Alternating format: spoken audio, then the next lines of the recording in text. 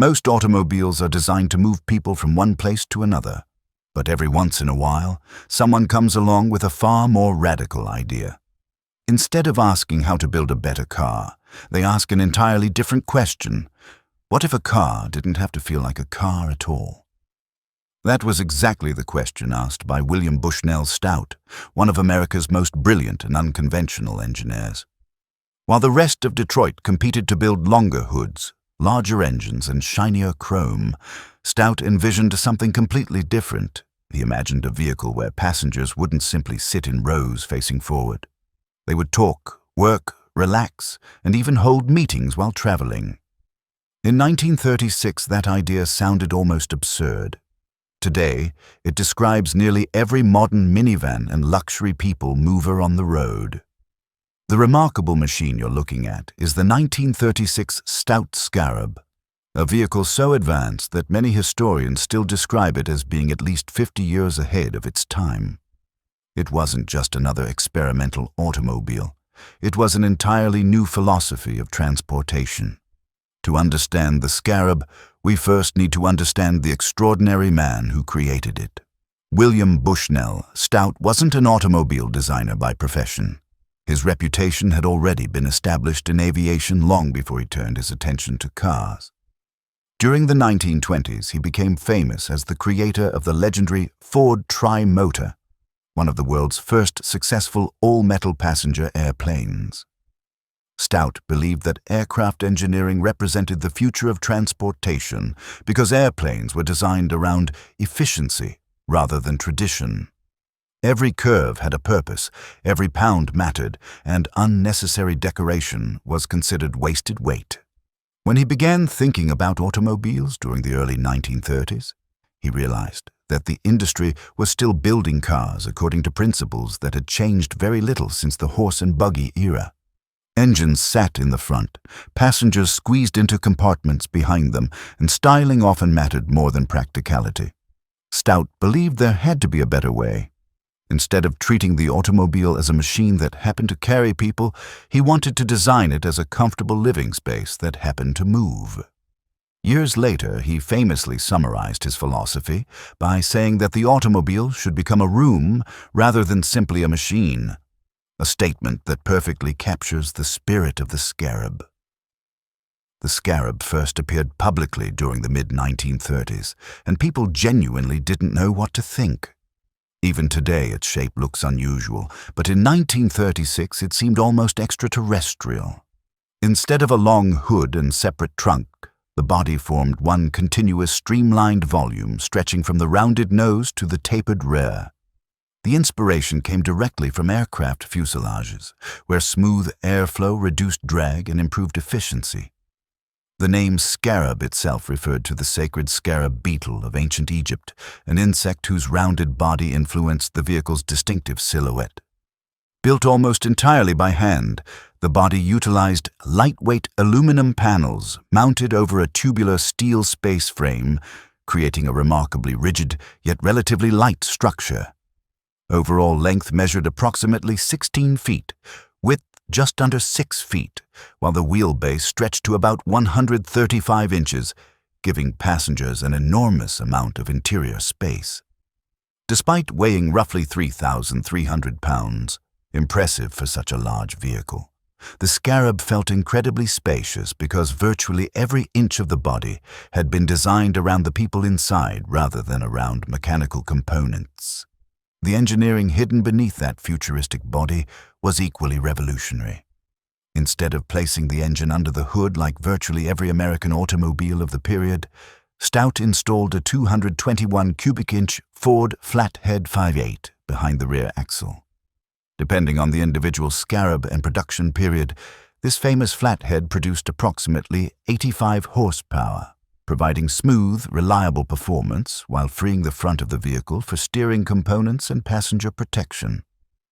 Power traveled through a modified 3-speed Ford manual transmission to the rear wheels, but almost everything else about the drivetrain required custom engineering because Ford had never intended its components to operate in such a configuration.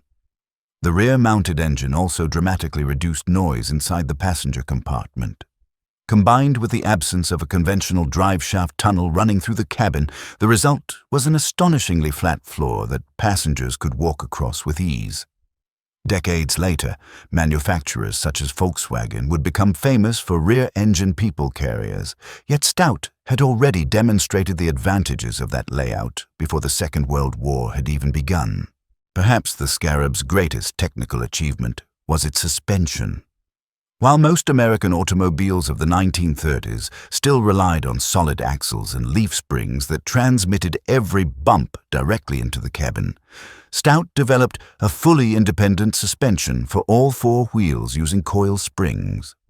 This advanced system allowed each wheel to react independently to imperfections in the road, dramatically improving ride quality and stability.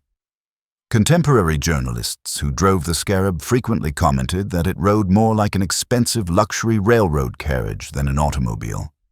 The low center of gravity, long wheelbase, and carefully balanced weight distribution produced handling characteristics unlike anything most drivers had previously experienced.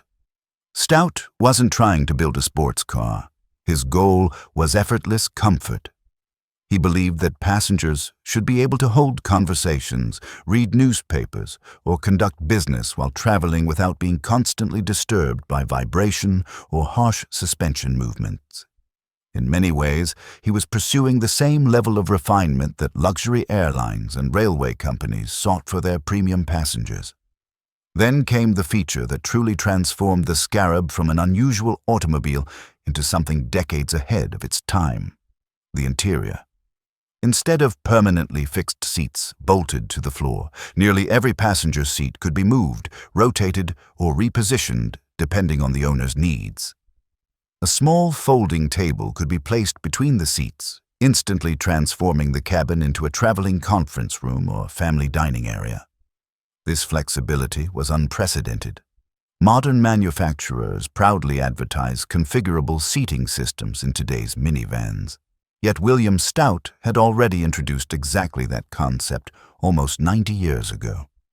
The driver entered through a separate front door, while passengers stepped into the cabin through a large side entrance, emphasizing that the passenger compartment was the true heart of the vehicle. Large windows filled the interior with natural light, creating an atmosphere that felt remarkably open despite the Scarab's relatively compact exterior dimensions. One of the Scarab's most remarkable qualities was that nearly every innovation served a practical purpose rather than simply attracting attention. William Stout believed that technology should improve everyday life, and the cabin reflected that philosophy perfectly. The completely flat floor allowed passengers to move around freely, something almost impossible in conventional automobiles with bulky transmission tunnels. The heating system used thermostatic controls to maintain a comfortable temperature automatically, while indirect interior lighting created a warm atmosphere during nighttime travel instead of shining harshly into passengers' eyes. Even more impressive, the Scarab featured power-operated door locks, an extraordinary luxury during the mid-1930s, when most automobiles still relied entirely on manual mechanisms. Ventilation was also carefully engineered, providing a constant flow of fresh air throughout the cabin. Stout paid attention to details that many manufacturers wouldn't begin considering until decades later. His goal wasn't to build the fastest or most expensive automobile in America. He wanted to build the most intelligent one, where every engineering decision made traveling more comfortable for the people inside. Naturally, such an unconventional automobile attracted enormous attention wherever it appeared. Journalists, engineers, and curious spectators struggled to classify it. Was it a luxury sedan, a limousine, a family car, an executive office on wheels? In reality, it was all of those things at once. Stout himself often referred to the Scarab as an office on wheels, believing that businessmen should be able to continue working while traveling between cities. The rotating seats and folding table allowed passengers to conduct meetings just as comfortably as they would in a conference room. Families, meanwhile, could rearrange the interior to maximize comfort during long vacations.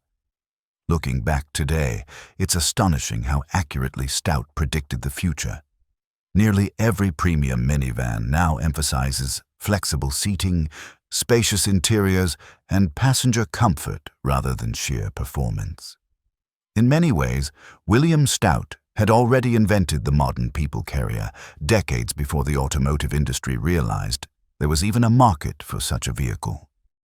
Unfortunately, brilliance alone doesn't guarantee commercial success. Each Scarab required an extraordinary amount of hand craftsmanship, making production incredibly expensive. While an ordinary American automobile of the late 1930s sold for well under $1,000, a Stout Scarab carried a staggering price of approximately $5,000, roughly the cost of a comfortable house in many parts of the United States. That placed it far beyond the reach of nearly every potential customer. Wealthy buyers admired its innovation, but often preferred established luxury brands such as Cadillac, Packard, or Lincoln, while ordinary families simply couldn't justify such an enormous investment. As a result, production remained extremely limited. Historians generally agree that only 9 Scarabs were completed between 1935 and 1939, with each one differing slightly from the others as William Stout continuously refined his ideas. Rather than operating a conventional production line, the company essentially handcrafted every vehicle individually, making each surviving Scarab unique. Because so few examples were built, every surviving Scarab has its own fascinating story. Some spent decades hidden away in private collections, while others underwent painstaking restorations, requiring years of research and fabrication. Since no warehouse full of spare parts existed, restorers often had to recreate components by hand using original drawings and period photographs. Today, surviving Scarabs regularly appear at prestigious concours events such as Pebble Beach and the Amelia, where they consistently attract crowds despite being surrounded by priceless Ferraris, Bugattis, and Duesenbergs. It's remarkable to watch people walk past rows of famous sports cars only to stop in amazement beside this strange, rounded machine from 1936. Children often assume it's a futuristic electric vehicle, while older enthusiasts struggle to believe it was designed before World War II. Few automobiles create such a powerful sense of disbelief across multiple generations. Perhaps the greatest compliment to William Stout came many decades after his death. Designers from companies including Chrysler, Renault, Nissan, Toyota, Volkswagen, and General Motors have all acknowledged the importance of maximizing interior space through intelligent packaging, placing passenger comfort above traditional styling conventions. Vehicles such as the Renault Espace, Chrysler minivans, Volkswagen microbus, and countless modern MPVs all embrace ideas that Stout explored long before they became fashionable. Rear-mounted engines eventually disappeared from most family vehicles, but flexible seating, flat floors, panoramic cabins, and interiors designed as living spaces became defining characteristics of modern transportation. Looking at the Scarab today, it's difficult to avoid the feeling that William Stout wasn't trying to predict the future. He simply built it and waited for everyone else to catch up. The 1936 Stout Scarab reminds us that true innovation rarely arrives at the perfect moment. Sometimes history needs decades to recognize a brilliant idea. During its own lifetime, the Scarab was considered too unusual, too expensive, and too unconventional to succeed commercially. Yet nearly every principle that made it seem strange in 1936 eventually became common practice. That's why this extraordinary automobile deserves far more recognition than it usually receives. It wasn't merely one of the world's first minivans. It was one of the first automobiles designed entirely around the people inside rather than the machinery underneath. And perhaps that's William Stout's greatest legacy. He didn't simply redesign the automobile. He redefined what an automobile could be. If you enjoy discovering forgotten engineering masterpieces, visionary inventors, and incredible vehicles that changed automotive history long before the world was ready for them, don't forget to subscribe to On Wheels. Every week, we uncover another remarkable machine whose story deserves to be remembered. And trust me, we've only just begun.